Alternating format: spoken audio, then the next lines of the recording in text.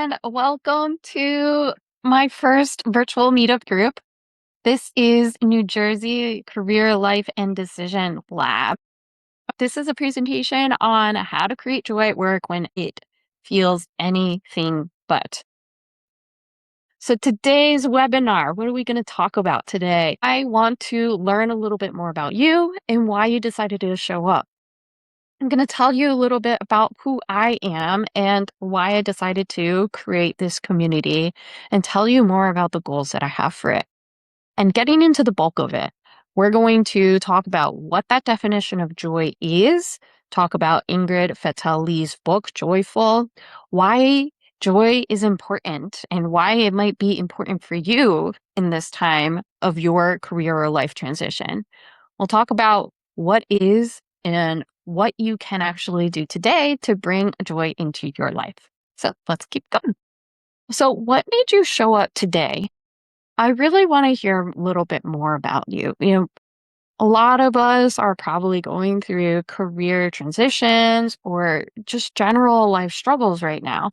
And if you're going through that career transition, it can feel like a lot when you are applying to a bunch of interviews and resumes and stuff like that. And it can feel really overwhelming. And if you're going through a life transition, like a major transition, maybe you are here and you're about to retire, or maybe you're here and contemplating whether or not you want to get into a serious relationship. What is that big life and career transition that is making you want to show up today and learn more about how to bring joy into your workspace? I'd love to hear more. So I really appreciate that. So like I said, hi, my name is Gloria. I am an associate certified coach, an ex-mechanical engineer and design thinking facilitator. And I have chosen a path of helping you figure out how to live joyfully by deciding what's next. I think oftentimes we struggle with decision making because of external expectations, our own biases, a lot of things that we bring from our childhood and what we anticipate going forward. So that's what I do. Help you with your career and life transition to finally decide what's next. I'm a mom of two. I'm an entrepreneur. I'm also a 9-to-5 quitter. I struggled a lot when going through my own career transition until I decided to lean into my existing strengths as an engineer and learn more about design, something that I had really enjoyed learning about when I was back in college. And today I run my own life coaching practice and earn my associate certified coach certificate along the way. So why did I make this group? The New Jersey Career and Life Decision Lab. Now, it's not just for people in New Jersey, although I am thinking of running in-person groups eventually, but it's a community that is online. And I wanted it this way because I think a lot of us are going through these transitions and we're doing it alone. We're feeling really shameful for not showing up in the same way everybody else might be showing up. And we're feeling embarrassed that we're even considering doing something differently in our life that isn't the normal path to take.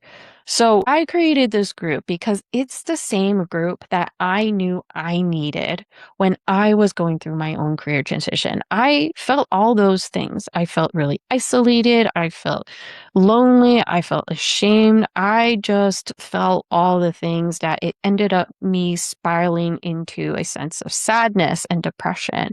Even though I sought out therapy, it worked for my internal rewiring, but it didn't help me actually move to the next stage forward and actually start making decisions forward. So that's why I made this group, to intentionally focus on some actionable things that you can do going forward. You spent all the time doing all the wellness stuff. Now let's actually take that learning and do something about it. I also created this group as a way to have a third space that we need to separate ourselves from that workplace or our friends and family, because there's too much obligation, there's too much comparison going on. We have imposter syndrome happening, and we have these existing expectations and judgment coming from friends and family. And so the expectations that I have for this group is to be a completely supportive environment and to be free of these comparison loops, imposter syndrome, judgment, expectations, and obligations, and so on and so forth. The way I see this community growing is to helping each other feel normal in this time of a life and career transition, and sharing one another's perspectives so we can generate those ideas quickly and get unbiased, non-judgmental feedback from each other so we can truly feel like we are okay right now, that we are normal, even though this transition feels really big and really tough to move through. In particular, I want this to be a third space where strangers are coming together because, frankly, we're just simply tired of hearing it from our friends and family. So I hope you use this community as a to get support that is unbiased and to help each other through these transitions so you also just don't feel alone. Maybe today you're here because you're grateful for the job, but you still dread walking into the office. Your whole life has gotten built around that career, and yet it doesn't feel like yours. Or you know that there's more out there, but you're afraid to even think about it. That last one, that was 100% me. So, how do you create joy when it feels anything but? It can feel so hard to move into the space of feeling even a little bit joyful when your brain is just inundated with all these negative thoughts and lack of compassion that is bringing you into the space of closing off from even thinking about joy or thinking about doing something about it. So when we end up getting cornered like that, when we feel like we don't have any decisions, what happens is that we start to think about the big, grand gestures and the big decisions that we have to make in order to start feeling that joy again. So we go from being stuck in this place or feeling lost in this place to then making mental decisions or even actual decisions on like, I have to quit. I need to do something else. I need to leave this career. I need to go just do something totally different because what you're doing is avoiding a current situation at any cost, but you don't do it. And that's why you're stuck in this loop because you're truly just afraid of that uncertainty. You'd rather feel unhappy and certain instead of possibly happy and uncertain. So instead of making these big decisions and these larger commitments, I want you to start with some of the small ones. So that's what I want to talk about today. We're going to figure out how to bring little moments of joy into the workplace by changing one thing about the physical space around you. And this work is based off of Ingrid Fetell Lee's book, Joyful. She's done a lot of research on the aesthetics of joy, and her research has revealed that there are specific physical patterns that reliably trigger joy that are entirely independent of the task itself or the circumstance. These tangible physical features in our surroundings connect to the deep-rooted emotional responses. So, for example, when you see this book cover, what do you feel? Yeah, it's confetti. You start feeling joyful. You start feeling happy because it's a reminder of things that are in abundance, which is one of her 10 aesthetics of joy. It's sparkly, it's colorful, it's there's a lot of confetti on here, so it just reminds you of a celebration of color, of just vibrancy that is being brought into your life. So even this book cover makes me feel even a little bit joyful. And that's what we're going for, even small amounts of joy throughout our day. So here are her 10 aesthetics of joy: energy, abundance, freedom, harmony, play, surprise, transcendence, magic, and celebration. As I went through these words, is there one or two of them that just mesmerized you, that you just felt immediately attracted to? For me, I feel attracted to play. I love that word play. I felt like I was a very playful person when I was younger, and that feeling of play also gave me a sense of freedom to just seek out more joy and to bolster my own feelings of creativity and those skills that I had. And so it's that it's that choosing one of these words. Maybe it's what you want to bring more into your life. Is it energy? Do you want to bring more color into your life? Is it more of an unexpected element like surprise? Is it transcendent? Is it magic? What do you feel attracted to? Because that thing that you're attracted to is probably that is currently missing from your life. So when you think about your physical space that you currently occupy with your workplace, what kind of triggers do you want to bring into that workspace that helps you bring more joy into it? How and what can you do to improve the opportunity to feel that joy and the capacity for that joy? So, I want to tell you about where I started. Like I said earlier, I started from a place of feeling really shameful and embarrassed and just sad and depressed that I wasn't getting and not figuring out mechanical engineering. It just never occurred to me like that engineering just wasn't a good fit. But when I started working, I that spiral just kept going deeper and deeper. And it brought me to that point where I was going to therapy, and while it was helping me stay afloat, it was also not helping me move forward. I knew at that time that enough was enough. I felt like I tried everything under the book that was standardized, going through all the wellness activities and trying meditation, mindfulness, and more exercise and everything like that. But none of that was working for me.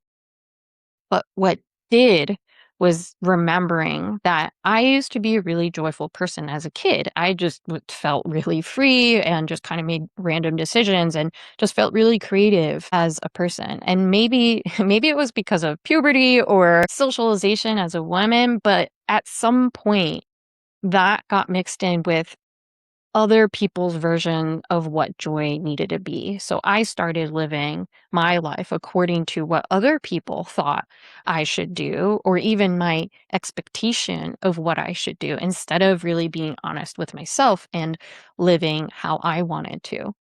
So when I started on the path of finding my own joy again, I stumbled upon this book by Ingrid Fetell Lee, Joyful. And honestly, it was really hard to start bringing in joy into my space, because what it meant was that a very personal part of me, that playful part of me, that joyful part of me would be brought out into that public space. My cubicle, where people would constantly walk around and see exactly what I had on my desk and be able to see a little bit more of my personality, because for the longest time, I had decided, for whatever reason, that a professional person had to look and do certain things. They had to look a certain way, do certain things, and they had to be this version of professional that was just so dedicated to work and had no place for your personal items at all, even if I just showed it.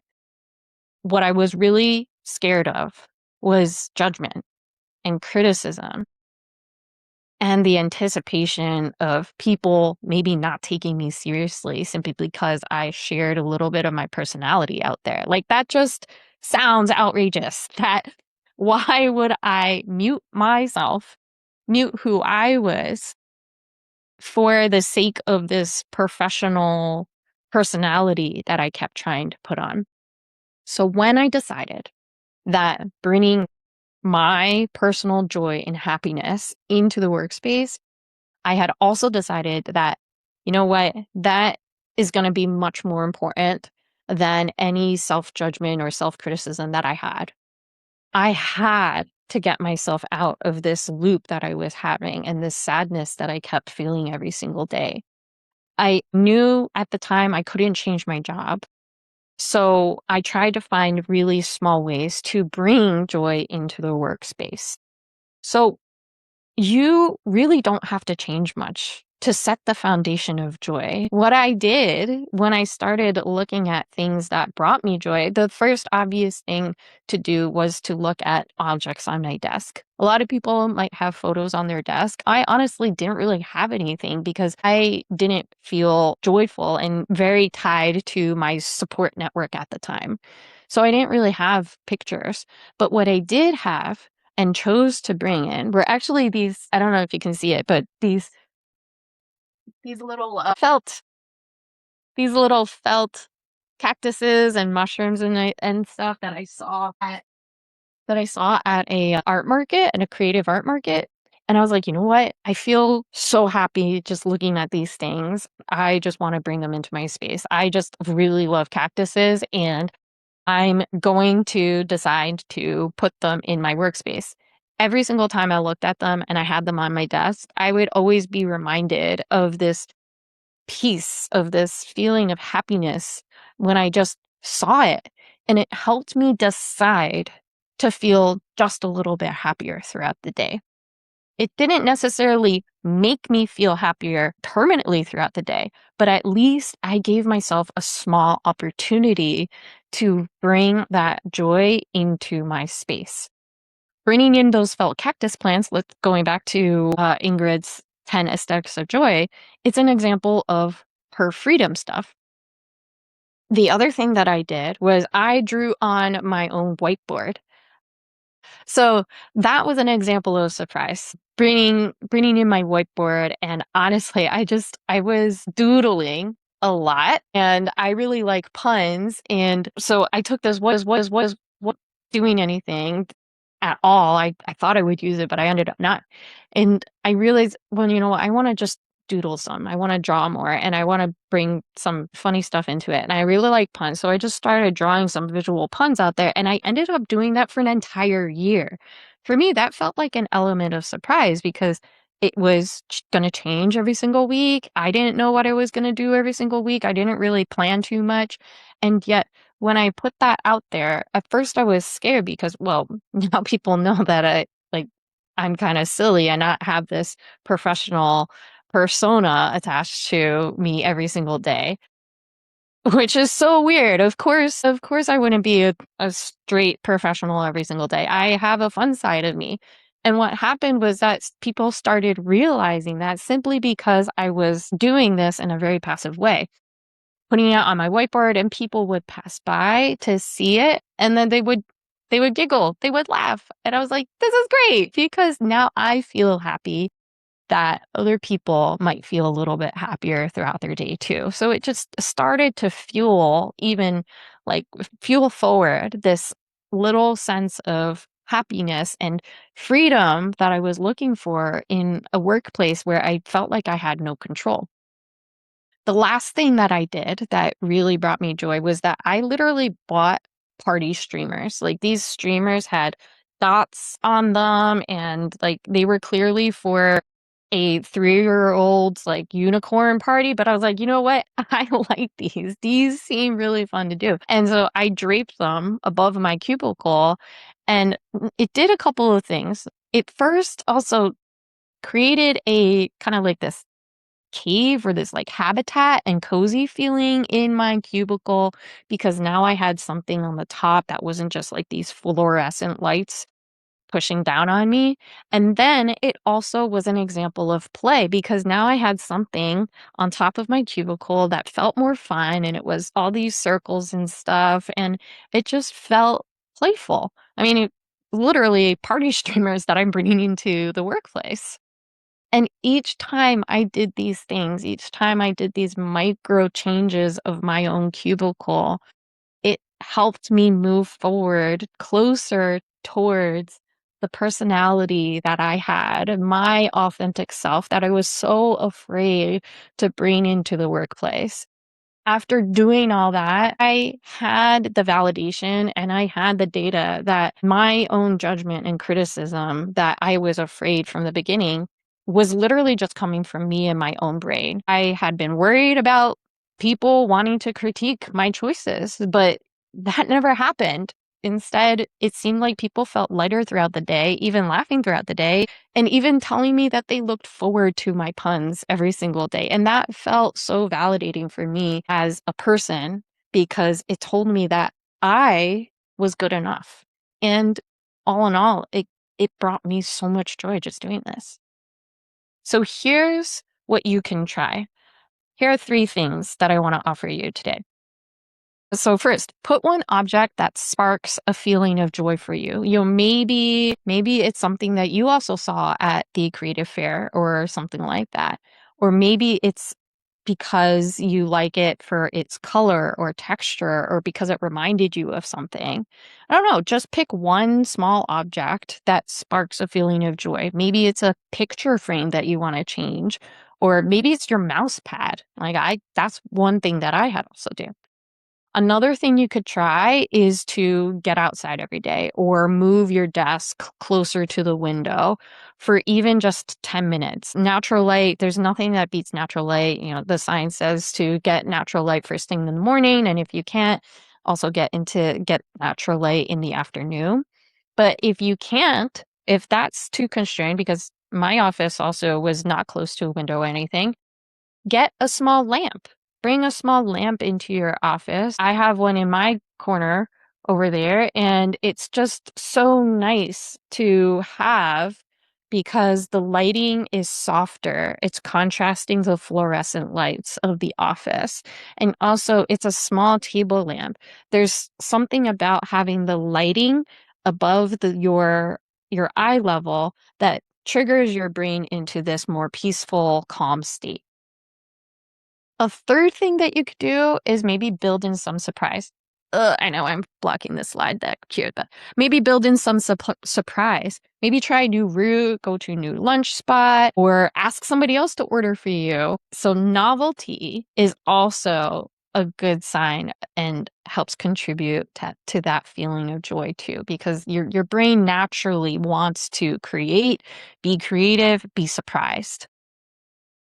But here is the thing that will help you figure out what to do after you've brought in this piece of joy into your life. You need to ask yourself, does doing this thing actually generate that feeling of joy for you? Did it? If yes, how might you generate more of it? And if no, then what needs to change? If I brought the cactus thing onto my desk and every time I looked at it, I was just feeling not happy, then I probably would get rid of it. But in contrast, if it's making you generate that same feeling, that feeling of joy, or that a feeling that you want to be feeling, then how do you create more of it? How do you keep going with it? How do you keep making decisions that will help you build that muscle up? Another example that I want to throw out to you just because I'm looking at it is crystals. I don't know if you're into crystals, but I have one on my desk. Honestly, I never thought I would be into crystals. This is literally my only one, but when I saw it, I was like, I feel drawn to it. There's something about it that I feel drawn to. And so I ended up getting it, and it's forever on my desk. So until I might need to replace it or get something else. But those are just simple things that you can do throughout the day to just remind you to feel joy. Sometimes these objects are just reminders to trigger you to think about how to feel joyful, think about to be happy, to think about those feelings. So here is as we start to wrap up. I want you to pick 1 to 3 things out of the 10 aesthetics of joy that you might want to incorporate in your workplace, and then just try it out for the next week. And if you're on the meetup group, tell me what shifted for you in that discussion board. I would love to hear. And then next week, let's meet up to recap how it went for everybody. Again, this community is something that I'm trying to build to really feel support for each other. I know I talked a lot today, but in the future, I really want it to be more of a discussion to just talk and share perspectives with each other. Because as we're going through these career and life transitions, it can be really hard and feel very isolating. This community is really important for me because when I was there, it's the exact community that I wish I had. So if there is one person that you wish could have been here or you wish could have seen this presentation, invite them to the meetup group. I'm going to be running these every Wednesday at 12:30. I'm considering another time slot. So let me know if this time is working for you or not. But otherwise, I'm recording these presentations and I would love to share them out with somebody who really needs this space, this community, and these tips that I have learned along the way to move my life through this career and life transition in order to create a more joyful life. So, thank you very much for being here. And my name is Gloria Julien. I'm a life and career decision coach. And I just, the work that I do is to really help people practicing making small decisions without ruminating, without looping, and finally getting to an exit point where they can make that big decision that feels so right and feels super confident. So, thank you very much, and I appreciate that. All right, awesome. So I hope to see you next week. Again, I'm really trying to grow this group. I would love to hear. This community is really built around you and whoever is going through that life and career transition. So the more input I have from you, the better this community is going to get. So thank you so much for joining me, and I'll see you next time. Bye.